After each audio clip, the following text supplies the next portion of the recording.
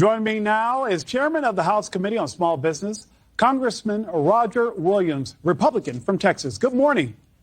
Good morning. Congressman, Vice President Harris calling to lower taxes on the middle class and also introducing a plan aimed at making it easier for first-time homebuyers to buy a home. How potent could this message be as polls show her gaining momentum?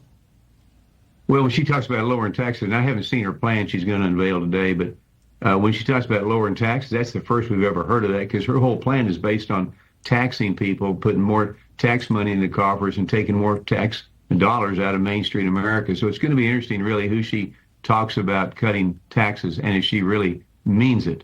And as far as helping first-time home buyers, I don't know if that's the government's role. I think the fact of the matter is you cut taxes, you cut regulations, you open business up to Main Street America where people can make profits.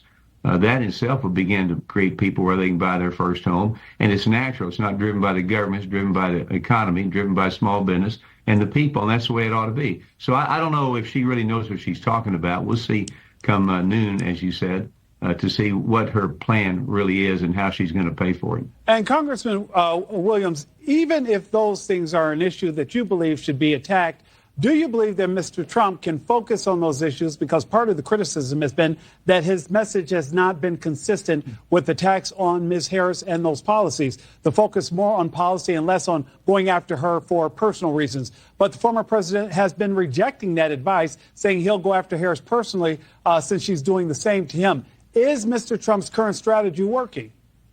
Well, I think the president's doing a good job. There's no question that the Trump era tax cuts and the economy was the best maybe we've ever seen. I own car dealerships in Texas. I've been in business 52 years, and it's the best that I've seen in the industry under the Trump agenda. So I think what we need to do, like in anything, is you need to sell your assets. You need to sell your strengths.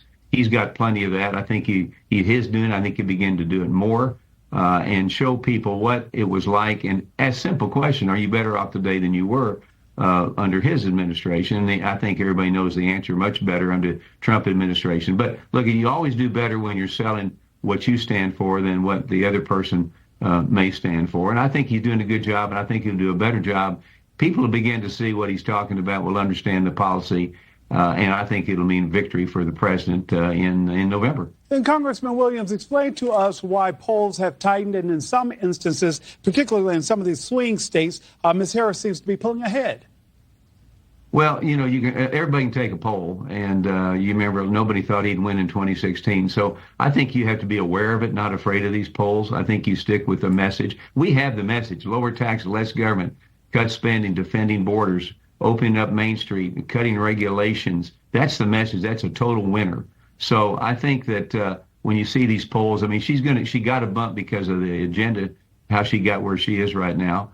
With Biden retiring, basically, and then they have their convention coming up. She may get a bump there, but after Labor Day, it's all even. I believe it's going to be close. Anybody says it's not going to be close is not in reality. It is going to be a close race, but I think at the end of the day, people will say, "Am I better off today than I was?" And I think they'll vote for Donald Trump, and I think we have a good chance of getting the House and the Senate back.